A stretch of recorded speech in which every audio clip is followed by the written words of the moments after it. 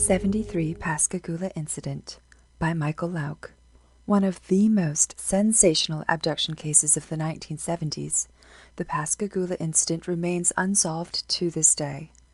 On October 11, 1973, two coworkers out fishing claimed to have been taken by three aliens into their spaceship, where they were examined and then released. The two men reported their encounter to a nearby military base, which referred them to a local sheriff. Thinking that the two men could be caught in a lie, exposing a hoax, the sheriff left the two men together in a room with a hidden microphone after his initial interviews with them. Much to the surprise of law enforcement, the men did not reveal a hoax, but instead had a conversation that reinforced their claims. The story spread from local media to international wire services and was investigated by Dr. J. Allen Hynek and others. Detractors note that nearby security cameras should have seen the craft the men described, but other witnesses reported seeing a craft on the same night. An evening of fishing. Charles Hickson, 42 years old, and Calvin Parker, 19, co-workers at a Pascagoula, Mississippi shipyard, were fishing on the Pascagoula River on the evening of Thursday, October 11, 1973. Parker was the son of a close friend of Hickson's. He had only recently come to the area for a job at the shipyards and was staying with Hickson. At approximately 7 o'clock in the evening, the two men heard a strange buzzing noise. They turned around and saw an object hovering a few feet off the ground. It was an egg-shaped craft about 8 feet wide and 10 feet across, with blue light all about it. Some descriptions of the event indicate that the craft first appeared to merely be a blue light. According to an interview with Charles Hickson, quoted from the November 1973 issue of Skylook, one end just opened, and I saw three things coming out. The things were approximately 5-foot-tall humanoids.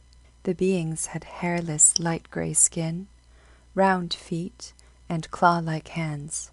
Their mouths were slits, and they did not appear to have any eyes. 3 conical elements extended from their heads, 1 in the center front, and 2 from the sides, much like a nose and ears. They did not walk on the ground, but floated up above it and toward the men.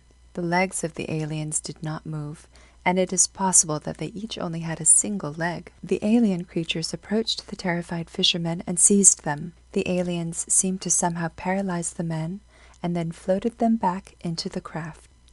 The examination. Despite the relatively small size of the craft, as described by the men, inside they found themselves in separate rooms.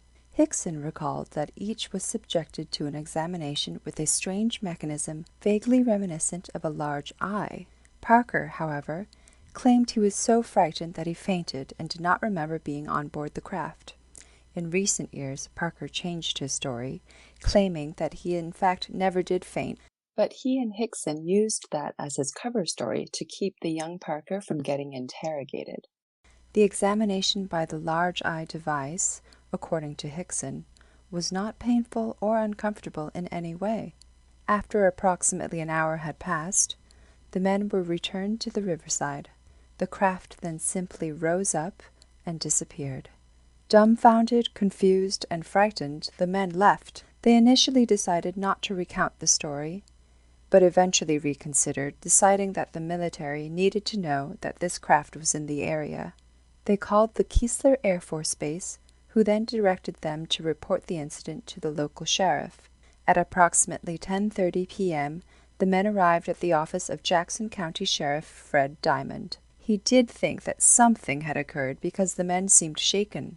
Hickson had braced himself with whiskey after the incident, though, so the sheriff thought that the two men had just been drinking. Diamond decided that he would leave the men in a room used to interview witnesses and suspects, and that had concealed recording equipment. He believed that he may be able to learn the truth by listening to the men's private conversation. Instead, the conversation left him convinced that something strange had happened to the men. Investigations and aftermath.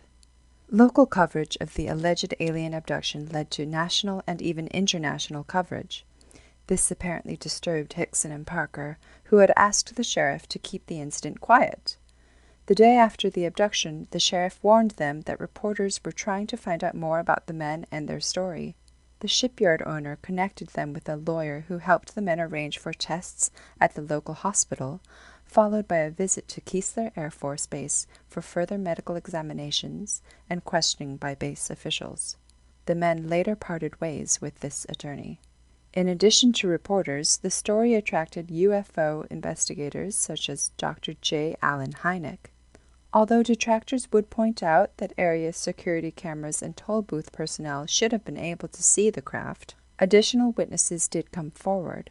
Other UFO reports in the area in the days before the abduction were discovered. Hickson also passed a polygraph exam, although skeptics questioned the results because the examiner was fairly inexperienced. Calvin Parker was apparently more shaken by the experience than Charles Hickson, who believed that his Korean War experiences left him better prepared for the shocking situation than his young friend. Although Parker had rarely spoken of the incident, Charles Hickson spoke at UFO conventions and in 1983 wrote a book about the incident with William Mendez called UFO Contact at Pascagoula.